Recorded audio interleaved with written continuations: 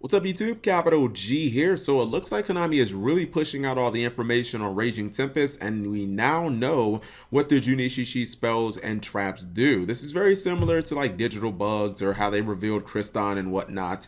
By the way, that video that they put out just a few days ago, kind of like announcing the Juunishishi, looks like it has 65,000 views. So people must be really excited about Juunishishi. I mean, that's pretty good in my opinion, as far as just like the amount of views and the amount of buzz that it's creating for this pack. So let's see, we got 3 cards to discuss. We've got a field spell and a continuous spell. We also have 1 trap card. The field spell, it's called Zodiac Sign. Unfortunately, it's not a Juunishishi card, which does kind of suck. You guys know it's kind of a pet peeve of mine when Konami releases archetypes that have field spells that don't hold the name of the core archetype they're supposed to support. We see this with Dynamis. They have a field spell, but it's not technically a Dynamis card, so it's not searchable by the freaking pterodactyl guy, which is just, it would be nice if I could just search my field spell without having to run terraforming. That's all I'm saying. Anyways, I'm not going to complain anymore about this field spell.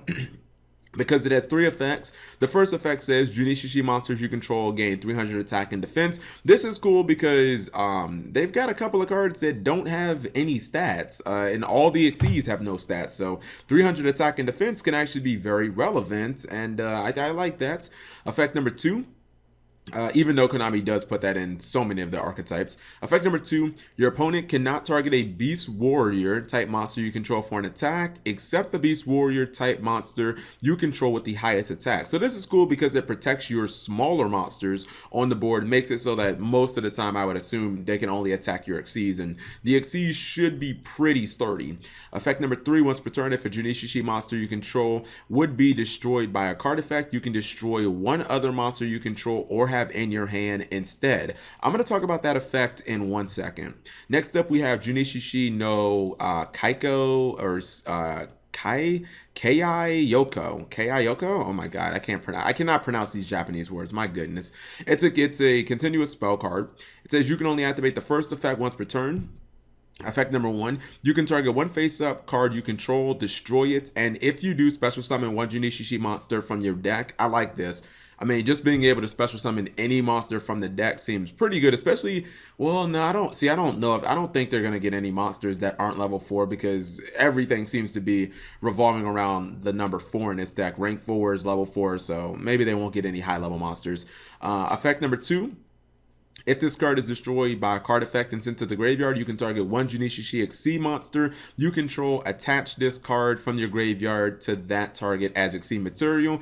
I kind of wish that they had this more in Xyz archetypes. You know what I mean? Like, that just seems like a really good effect, a way of getting more Xyz. Now that you won't get any stats from this card, but it can be one of the first cards that you detach. Now, what I was talking about with this effect right here, where you can protect your Juunishishi monsters by blowing up a card on, or blowing up a monster you control, or blowing up a monster from your hand. And when you combine that with this right here that says you can blow up a card to special summon a Juunishishi, I'm not trying to change the subject, guys, but tell me, am I off base here? Do you guys think that Juunishishi Fire Kings could be a thing? Because here you've got 2 cards, right, that allow you to blow up things from your side of the field, or 1 card that allows you to blow up things from your hand. We know that Fire Kings inherently want to be blown up, so they just a lot of times either trigger or they just resummon themselves, like Garunix and whatnot. Plus, you got to think about this, right?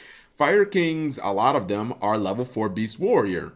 Juunishishi are all like Beast Warrior, and they're, level 4. So you're already going to run Tenki in the deck. Tenki gives you the ability to search all your good Fire Kings. So, I mean, I think there could be some natural synergy there. I mean, I'm just saying, it's just a crazy idea. Maybe I'll try it out on live stream or something like that. But I think that Fire King Juunishishi could possibly be a thing. And then the last card is the Trap.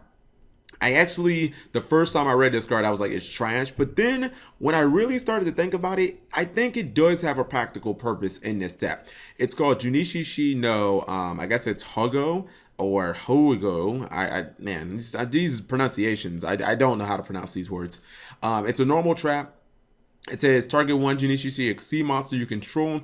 Attach one Juunishishi monster from your deck to that target as Xyz material. So the first effect, at first I was like, I don't want to play a card just, you know, to attach a material. That's like a -1. But you have to think about it like this, right? So Juunishishi gets stats based on the Xyz materials that they have. Let's say that I have a Juunishishi, I don't know, a Tigress, and she's like 2400 attack, and you attack with a Blue Eyes. I could easily activate this during the battle phase once, you know, you've already declared your attack or whatever, and I could just get a monster from my deck that's like, I don't know, you know, larger than 600 attack, and I could equip it during the battle phase, and your Blue Eyes would obviously die. So I mean, I think that's a pretty, or you could do it if you just attack directly. It's like a way to just get more damage from your attack, and you know, your opponent might not have an answer, or they might think, oh, okay, I can take this attack, I'm only going to take this much, and you flip this over and bam, your monster shoots up 1800 attack, and it's like, that's pretty decent. The second effect, I think, is a lot easier to activate than most people will think originally or initially.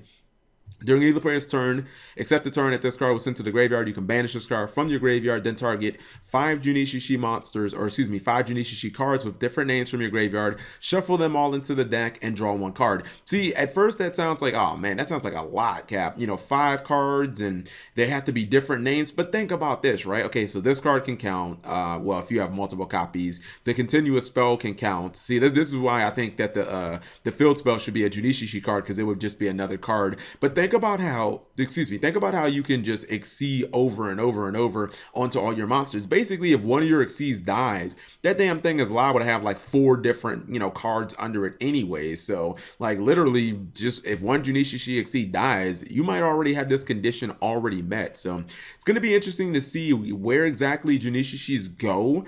I think it is kind of unreasonable for us to expect them to get any monsters that aren't, you know, level 4 at this point. But I think this support looks pretty interesting. I'd say I probably like the field spell out of all of them. But yeah, I wouldn't be completely shocked if Juunishishi Fire Kings on the low kind of became a thing that at least people might want to test or something like that. So anyways, if you guys enjoyed the video, give it a thumbs up, and yeah, stay subscribed for more information about Raging Tempest, and subscribe if you have not already. It's kind of crazy. I'm on this freaking Twitter site, and as I'm making this video, they keep, wow, a brand new card has been revealed. They just keep announcing cards like every 5 minutes. This is crazy. All right, I'll see you guys in this video.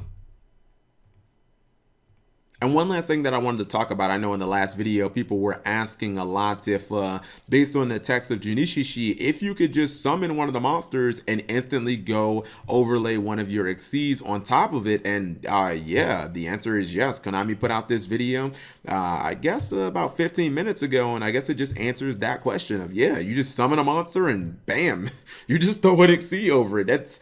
That is just a crazy mechanic. And since they're all rank 4, I mean, hello F-Zero, I would assume that you're going to run F-Zero at least, maybe 1 or 2, probably 2 copies, right? Because you can just summon it so fucking easy. Anyways, that's the last thing I want to talk about.